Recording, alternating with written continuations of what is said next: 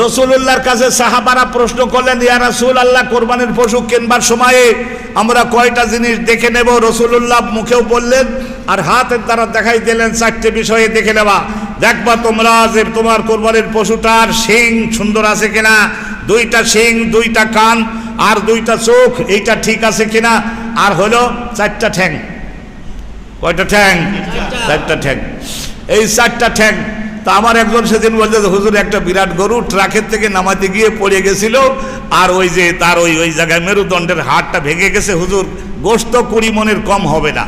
সব ঠিক আছে, খাচ্ছে দাচ্ছে, পেশাব পায়খানা সবই করতেছে, কিন্তু এটা কোরবানির গাহে নিতে গেলে ধরেন একটা ট্রাকে করে নিতে হবে আর ওখানে নিয়ে জবাই করতে হবে, কিন্তু সব ঠিক, শুধু একটু পড়ে যেয়ে এই ঠ্যাংটা ভাঙছে, চলবে হুজুর?